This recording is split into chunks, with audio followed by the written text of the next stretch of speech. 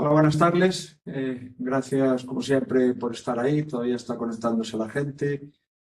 Bueno, creo que ya me conocéis. Soy Fernando Lamelo, que nuevamente os doy las gracias siempre por la compañía y más después de la que tuvimos hace 2 días con muchos de vosotros. Hoy vamos a hablar de un tema importante, el cual reconozco que yo hasta hace 5 o 6 años desconocía o no sabía casi nada. Había tratado muchas gastroenteritis en pacientes de forma individual, pero no me había enfrentado a ningún brote de gastroenteritis. A lo largo de estos 6 años de convivencia con las residencias, pues también he conocido a otra gente, a otros departamentos dentro de la consellería, y dentro de eso, pues hoy nos acompaña aquí gente del Departamento Territorial de la Consellería de Sanidad da Coruña, para hablarnos en concreto de brotes de gastroenteritis y de cómo gestionarlos. Supongo que muchos de vosotros ya los habéis vivido en el día a día o a lo largo de estos últimos años. Siempre genera determinado caos por muchos motivos. Primero porque las personas pues, se encuentran mal algunos días y de repente pues, hay que hacer determinadas cosas. Los que ya tenéis experiencia pues ya os manejáis perfectamente, pero seguramente habrá otras residencias sin experiencia o que, bueno, que necesitan ayuda formativa. Y para eso tenemos aquí con nosotros a María Jesús Perlas Gómez, a la cual le doy las gracias por anticipado de la maravillosa presentación que nos va a hacer. Tendremos al final de esa presentación, que entre 30 y 40 minutos va a durar, la oportunidad de hacer preguntas a través del chat. Las escribís ahí y en la medida del tiempo que nos reste, pues iremos respondiendo. María Jesús es farmacéutica, técnica sanitaria y trabaja, como dije antes, en la sección de epidemiología del Departamento Territorial de la Consellería de Sanidad de A Coruña. María Jesús, cuando quieras, a tu disposición. Bueno, pues muchas gracias, la primera por invitarme. Vamos a compartir la presentación y hoy os vamos a hablar sobre los brotes de gastroenteritis y de cómo gestionarlos. El objetivo de la sesión es qué protocolo tendríamos que utilizar cuando aparece un brote de gastroenteritis en una residencia o centro sociosanitario, ya que al actuar con un protocolo eso nos permite ser más eficaces, actuar de una forma más fácil, más clara, para obtener el objetivo final, que al final va a ser de proteger a los usuarios, ¿no? Entonces, lo primero que nos vamos a plantear es qué es una gastroenteritis aguda o GEA. Una gastroenteritis aguda es una inflamación del tracto gastrointestinal que se caracteriza por la aparición de diarrea, 3 o más deposiciones líquidas o muy fluidas en 24 horas, que puede ir acompañada de vómitos o fiebre y que puede ir acompañada también de otros síntomas como dolor abdominal o dolor de cabeza. Es una patología de alto impacto, sobre todo en los extremos de la vida, pues en niños menores de 5 años y en adultos mayores. Las causas más frecuentes suelen ser víricas y bacterianas. Entre los virus pues tenemos norovirus y rotavirus, que son altamente contagiosos, y bacterias como la salmonella, la shigella, el E. coli o el campylobacter. ¿Y cuándo un caso aislado de gastroenteritis se convierte en un brote? Pues un brote se declara cuando se produce un aumento de casos por encima del nivel basal o habitual del centro. Hay un caso particular, que son los brotes de origen alimentario, que cuando aparecen 2 o más personas que experimentan la enfermedad tras ingerir agua... Pero un momento. Sí, perdón.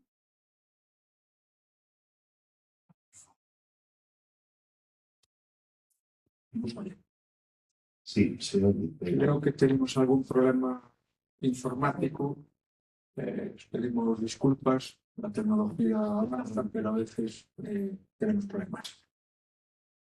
Vamos a detener el uso compartido. No, compartir. Sí, vamos a compartir. Y Mercedes, voy a compartir pantalla completa y me dice si se ve.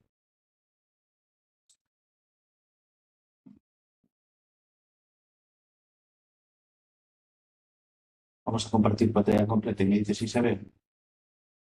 Vale. dime ahora si compartiendo y me vuelvo para la anterior que estaba. Ahora la estás viendo, ¿sí? Perfecto. Vale, muy bien, pues mira, venga, perfecto. Chao. Chao. Ahora ya se está viendo bien. Estaban escuchando hablar, pero no se quedó en la primera. Vale. Mira, y la línea de Y esta la ocultamos, ¿vale? Vale, por eso es que... Perdonad, tuvimos un problema creo que de visualización que no os estabais viendo. Creo que sí ya visteis la presentación, con lo cual ya continúa María Jesús hablando del brote de gastroenteritis y cómo gestionarlo. Bueno, la gastroenteritis aguda, no vuelvo a repetir otra vez, yo creo que ya lo escuchasteis. Cuando un caso se convierte en un brote, que esto sí que es importante, que un brote se declara cuando se produce un aumento de casos por encima del nivel basal o habitual del centro, y que en el caso de los brotes que sospechamos que tienen un origen alimentario es un caso particular, porque con 2 o más personas que experimenten la misma enfermedad tras ingerir agua o alimentos del mismo origen ya se considera un brote, a excepción del botulismo, las biotoxinas marinas o el envenenamiento químico, que ya con un solo caso consideramos que es un brote. Bueno, os lo pongo aquí, aunque en este caso es algo bastante excepcional. Este es un gráfico de los brotes de gastroenteritis declarados en centros sociosanitarios al Departamento Territorial de Coruña desde el año 2018 hasta el primer trimestre del año 2026.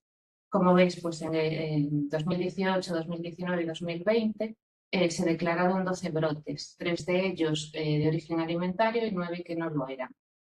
En el 21, 22 y 23 se produjo un descenso muy drástico, probablemente debido al impacto del coronavirus y a las medidas de aislamiento y las medidas higiénico-sanitarias que se adoptaron en ese momento.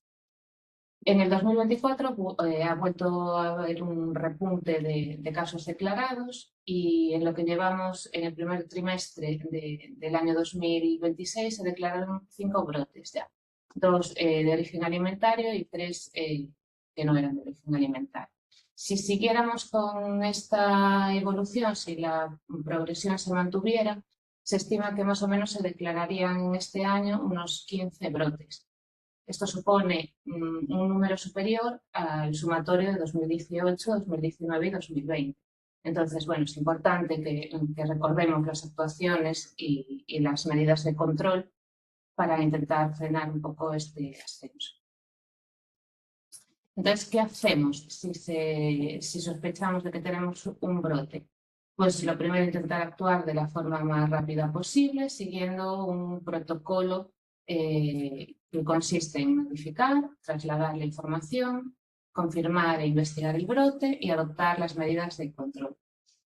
Este protocolo no es lineal, ¿vale? Eso es importante que quede claro. En el momento en que se sospecha que hay un brote, ya se deben adoptar las medidas de control. Está un poco así dividido porque es más fácil de ver. Entonces, el primer paso, sería notificar. Toda sospecha de brote se declara de forma obligatoria y urgente al Servicio de Alertas Epidemiológicas de Galicia. Tenéis los teléfonos que os voy a dejar en la última diapositiva de la presentación también, de todos los departamentos territoriales del Servicio de Alertas de aquí de Galicia, y el del epidemiólogo de guardia del Servicio de Alertas, que os atendería fuera del horario de oficina, en fin de semana y festivo. Una vez se hace la notificación del brote, desde el Servicio de Alertas os vamos a pedir que nos trasladéis una serie de información en cuanto a los casos o enfermos, una información básica sobre el centro y la organización, y si se sospecha que el origen del brote es alimentario, también os vamos a pedir que nos deis información sobre los menús servidos los días previos y los tipos de dieta que consume cada residente. En cuanto a la base de datos con la información sobre los casos, bueno, nosotros os vamos a pasar a través de correo electrónico, que normalmente es la forma más ágil para comunicarnos, un archivo Excel que va a ser más o menos como el que os pongo en esta diapositiva, pues con los datos personales de los enfermos, la planta en la que hace vida, se come en la residencia y luego los datos sobre la enfermedad. Pues, es muy importante a la hora de investigarlo para nosotros tener la fecha y la hora de los primeros síntomas, los síntomas que ha presentado el usuario y, bueno, si ingresado en el hospital, si se ha recogido muestra de heces, etc. Nosotros os pasamos este archivo Excel, pero bueno, puede ser que vosotros tengáis a lo mejor otro formato de archivo donde tengáis la información de los pacientes y queréis añadir las columnas con los datos sobre la enfermedad y os resulta más cómodo. Nosotros necesitamos los datos, no que sea justo en ese archivo. También nos valdría.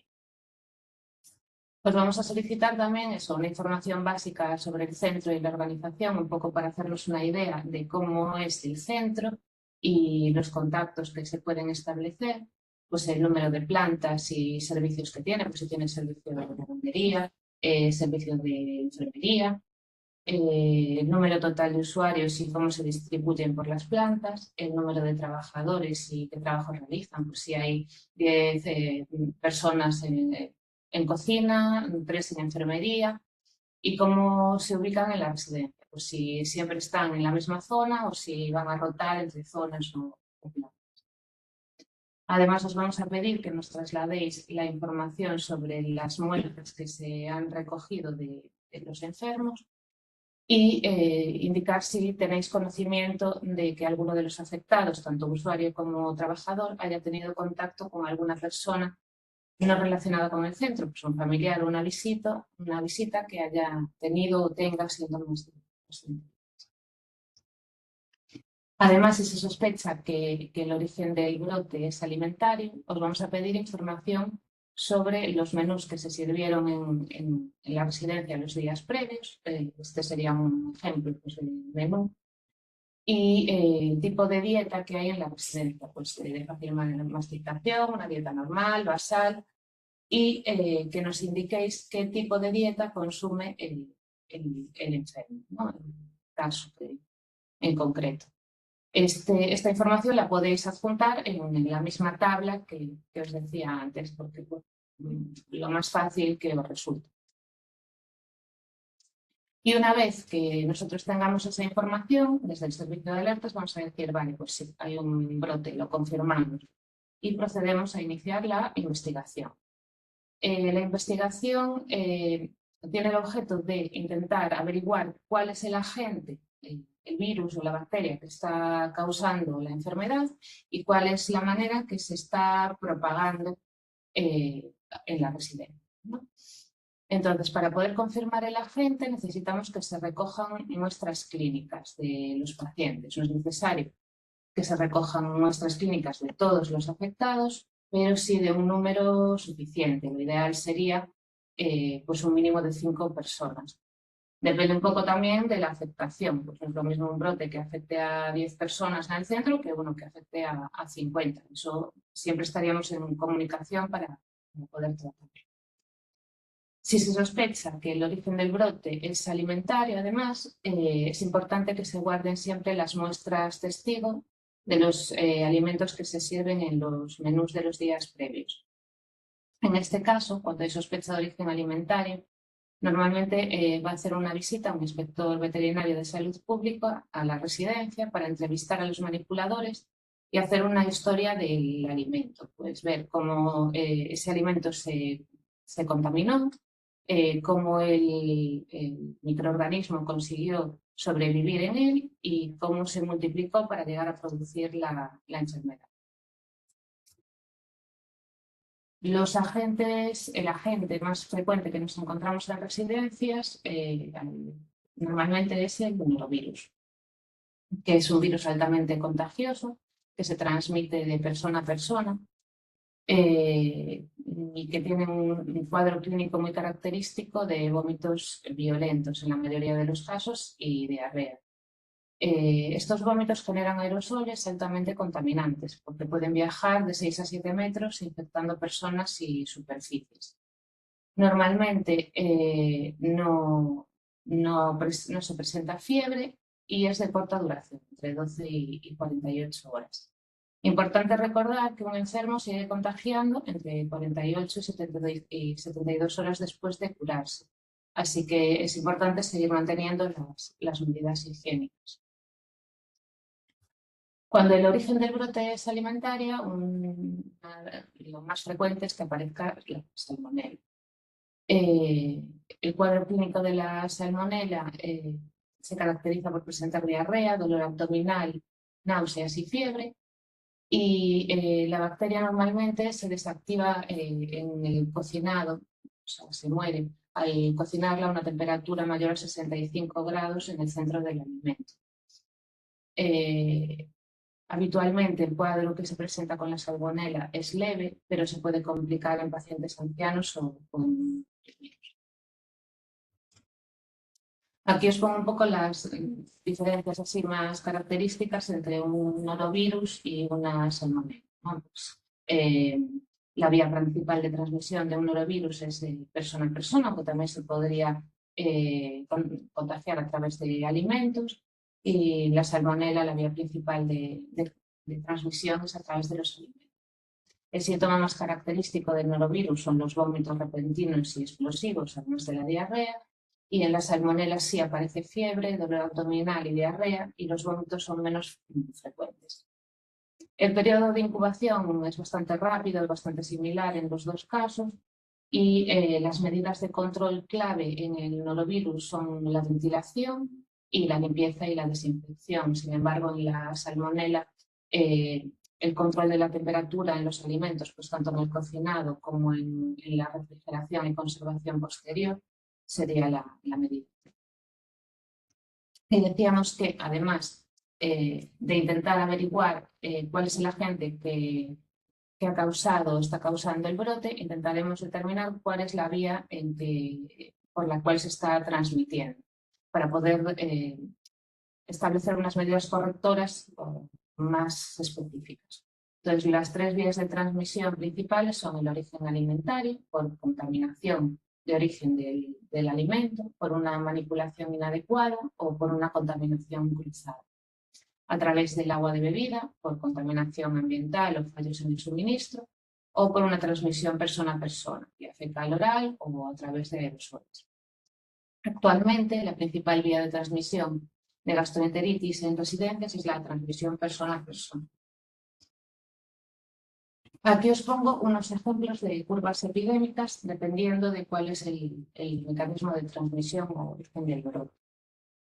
Con los datos que vosotros nos dais de fecha de inicio de síntomas, nosotros hacemos un gráfico en el que ponemos en el eje de las X la fecha de inicio de síntomas y en el eje de las Y pues, el número de casos que van apareciendo. Entonces, en el primer gráfico, en el gráfico de la izquierda, la aparición de casos es muy explosiva, ¿no? Pues aparecen todos al principio, de repente hay un descenso, lo que nos da una pista de que el brote se ha originado por una fuente de exposición común, que hay una transmisión alimentaria. Si el brote es de origen hídrico a través del agua de consumo, el gráfico va a ser bastante similar. Va a haber muchos casos al principio que van a ir disminuyendo. Luego aquí tenemos otras pistas, que es que el centro sanitario, la residencia, no va a ser el único afectado, va a haber afectados en toda la zona de suministro. Y por último, pues una transmisión persona a persona, como se ve que los casos van apareciendo de una forma mucho más escalonada, poquito a poco, ¿no? Se va transmitiendo con la persona. Y con esto podemos establecer pues, una propuesta de medidas de control un poco más ajustada al brote en concreto al que nos enfrentamos. Estas medidas de control van a actuar sobre los residentes, los trabajadores y el entorno. Y eso van a depender de si la transmisión es alimentaria o la transmisión es persona a persona. Transmisión persona a persona puede ser por vía fecal oral, porque los microorganismos viajan desde las heces o los vómitos a través de manos, utensilios y alimentos contaminados, o por una transmisión aerógena a través del aire, en el que los aerosoles generados por los vómitos o las heces penetran por la boca o la nariz y contaminan el entorno inmediato. se van a basar en 4 pilares básicos, que son el control de movimientos, la higiene y protección del personal, la desinfección ambiental y la gestión de comidas y residuos. En cuanto al primer pilar, el control de movimientos, dentro de lo posible es importante intentar mantener a los residentes afectados en sus habitaciones, restringir al máximo el movimiento de los trabajadores entre las diferentes áreas o plantas y comunicar a la dirección inmediatamente cualquier nuevo caso, cualquier episodio relevante. Intentar que los residentes válidos y sanos no ayuden a servir comidas mientras estemos en un contexto de brote, no permitir visitas de niños a las áreas afectadas porque son unos grandes transmisores y además unos grandes afectados también, y no realizar pruebas hospitalarias a los afectados, salvo casos que... Por otra parte, el segundo pilar y el pilar básico de la prevención es el lavado de manos. No voy a pararme mucho aquí porque creo que va a haber otra sesión, ¿no?, sobre este tema en concreto, pero bueno, incidir en que es importante el lavado de manos, sobre todo en los momentos críticos, antes y después del contacto con el paciente, después de usar el baño, cambio de pañales y antes de preparar o servir comidas y durante la preparación de las comidas también. Y que el gel hidroalcohólico por sí solo y su lavado previo no es suficiente para inactivar algo. Además, todo el personal que atiende a los residentes afectados debe usar EPIs adecuados, ¿vale?, equipos de protección individual para evitar convertirse en un vector de transmisión y también para intentar no enfermar. Los EPIs adecuados son mascarillas en el caso de transmisión aerógena, siempre desechables, batas desechables y guantes desechables que se deberían de cambiar cada vez que haya contacto con un paciente, con un enfermo, con suciedad. En cuanto al tercer pilar sería la desinfección ambiental. Pues, ¿qué hacemos con la gestión de vómitos y heces? Lo primero, equiparnos para proceder a la limpieza, retirar o eliminar el exceso de materia con papel desechable y nunca frotar en seco, lavar con agua caliente y luego aplicar siempre hipoclorito sódico lejía al 0,1%. Todos los residuos clasificarlos como residuos de clase 2 en bolsas herméticas y una vez finalizada la limpieza, airear o ventilar durante al menos un año. El virus sobrevive en superficies, por lo que en un contexto de brote es importante incidir en la frecuencia de la limpieza, sobre todo en las zonas críticas, que son el inodoro, haciendo especial atención al reborde interior de la taza, que es una zona con mayor carga viral y más difícil de desinfectar, en los puntos de contacto constante, que todos toqueteamos siempre, pues los pomos de las puertas, los interruptores de la luz, los tiradores, etc. Y en los objetos personales de las personas enfermas. Los aseos donde hubo vómitos no se deberían abrir hasta garantizar que sean limpios. Esta es un poco la diferencia entre lo que sería una limpieza diaria y lo que sería una limpieza en un contexto de brote.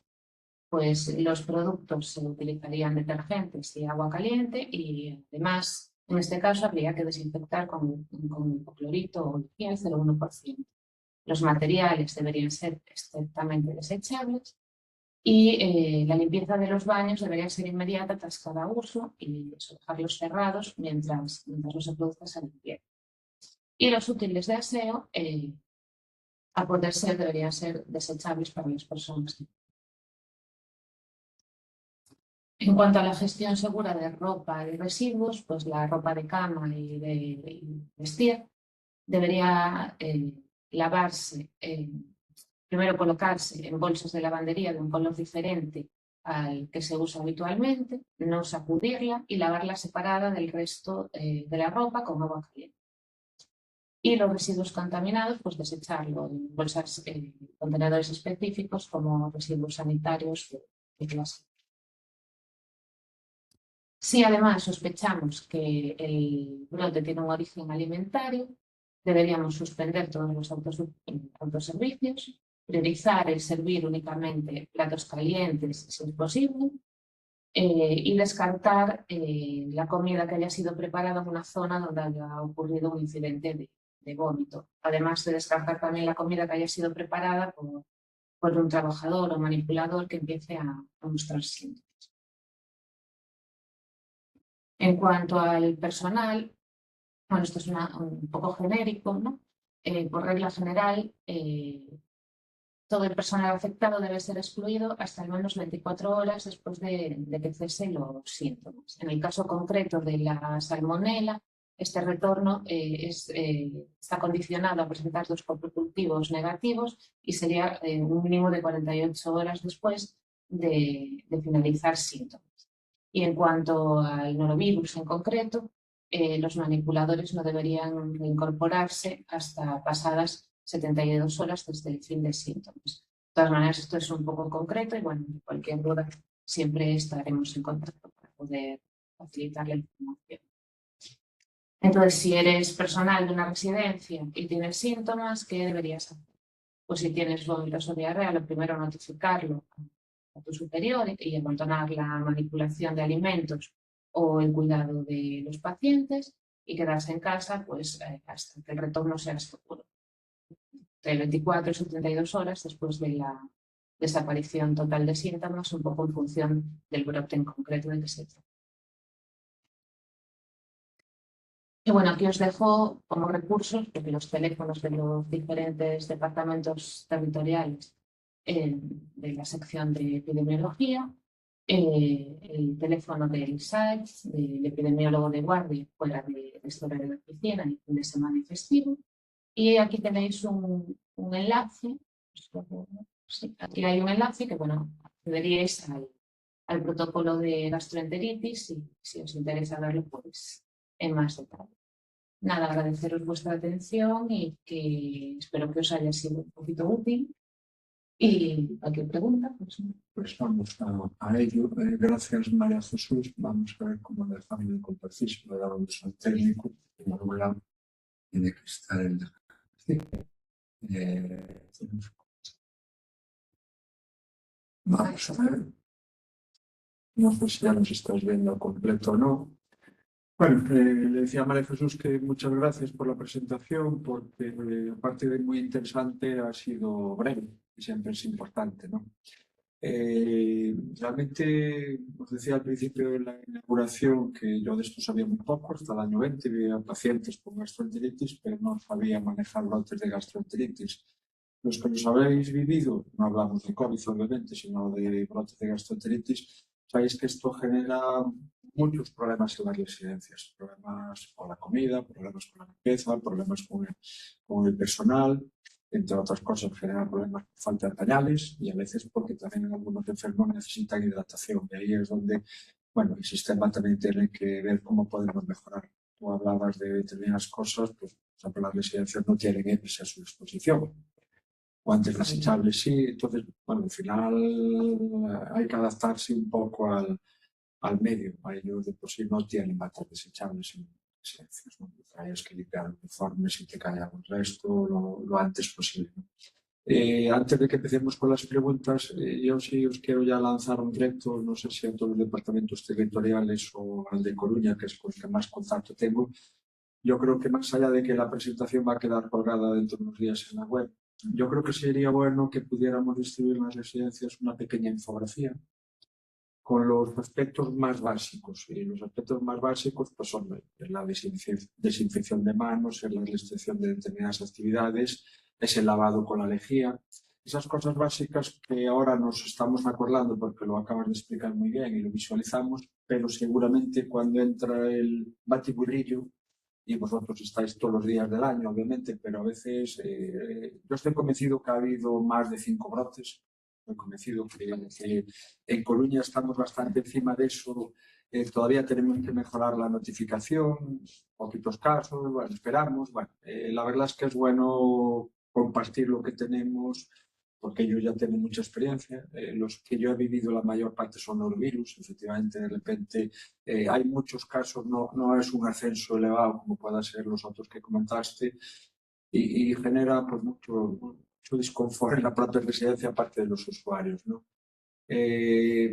pasaste por encima y haremos alguna actividad en relación a lo del lavado de manos. A mí me llevan, los que me conocen, me llevan mucho los demonios en las residencias cuando veo profesionales fuera de brotes, obviamente, con los mismos guantes que vamos de una habitación a otro o de un usuario a otro. Yo estoy protegido, pero me estoy llevando los fómites y todo lo que hay, ¿no? Con lo cual yo creo que tenemos que mejorar. También daría una recomendación a las residencias que deberían tener en folio, en dos folios, un poquito temario escrito, qué hacer inmediatamente si surge un brote. Ya no digo hacer un ensayo en caso de cómo vamos a abordar el brote, ¿no? Porque todos sabemos la teoría, pero después en la práctica todo es mucho más complicado. Sabemos que tenemos que lavarnos las manos, que tenemos que clasificar, que dónde hay vómitos, pero a veces aquello, todos somos a aportar alguna idea y realmente no seguimos el orden que habías puesto. Entonces yo creo que en ese tema, igual que tenéis teóricamente documentos de prevención o de actuación ante la legionellosis, pues también sería bueno que tuvierais documentación de cómo empezar a actuar ante un brote de gastroenteritis y después, obviamente, al mismo tiempo comunicarlo a vosotros. No sé si hay alguna pregunta por ahí. Está el técnico, señor Tarsi, por ahí. No, de momento. Pues sabéis que podéis ir haciendo alguna pregunta. Por ahora nos decís quiénes sois, pero no vemos preguntas al uso. María Jesús nos hablaba hace un momentito de que vamos a hacer algún taller y alguna cosa vamos a hacer sobre insistir sobre el lavado de manos. Yo creo que yo soy el primero que no nos lavamos adecuadamente las manos, ¿no? Sí. Enseñaremos qué pasa si nos lavamos de una manera y no. Una charla presencial que vamos a empezar por Coruña al menos hacerla por las residencias, pero también me gustaría, ya os emplazo a ellos, que vamos a hacer algo también aquí en directo, porque creo que se puede ver bien lo que vamos a hacer presencialmente en las residencias. Estoy usando mis manos y bueno, creo que no tenemos ninguna pregunta, o sea, que habéis dejado todo muy claro. Yo tengo una duda con los departamentos territoriales y con el de aquí. Vosotros hacéis muy bien vuestra labor organizando, detectando en ese Excel que os mandan, pero yo creo que deberíais tener más capacidad ejecutiva, porque de repente a la residencia le llega un correo vuestro diciendo que hay que hacer coprocultivos. Sí. Vale, las residencias ahora, al menos de las del área de La Coruña, ya tienen capacidad, si hay médico para hacer un volante de coprocultivo. Puede ocurrir que tenga o no el material donde meter la muestra, ¿no? Pero estoy convencido que en el resto de Galicia no necesariamente pasa esto, y en las residencias pequeñas, hablo de las que no tienen médico, de 50 usuarios, por poner un ejemplo, de menos, claro, deberíais tener la capacidad de generar vosotros ese volante y ese medio de cultivo para que se le pudiera enviar. Lo digo porque el método tradicional creo que no funciona adecuadamente. Vosotros decís muy bien lo que hay que hacer, pero después depende de que la residencia contacte con el médico de primaria. Eso se hace muchas veces cuando ya el usuario o los usuarios no tienen gastroenteritis. Sí. Y yo creo que tendríamos que mejorar o buscar algún sistema, porque incluso pues, Laura, médico geriatra que tenemos aquí, o yo mismo hemos hecho volantes y dispensado contenedores para que envíen la muestra. Claro, nosotros nos tienen a su disposición, pero en la mayoría de las áreas esto no pasa. Y deberíamos buscar algún cauce de que pudiera solucionarse esto de alguna manera. Es una propuesta interesante. Sí, hasta ahora no se puede, pero... Bueno, pero hasta ahora siempre sí fue así, a mí ya no me gusta. Estamos en otra época y tenemos que ver un poco, porque, repito, vosotros lo hacéis muy bien, la teoría está ahí, pero nos falta el siguiente paso. Pasa con los brotes de sarna, pasaba con los brotes de COVID, pasa con los brotes de gastroenteritis, que al final le dejamos el papel a ellos de búscate esto. Debería haber alguna vía de comunicación o incluso vuestra directa con primaria. Debería haberla.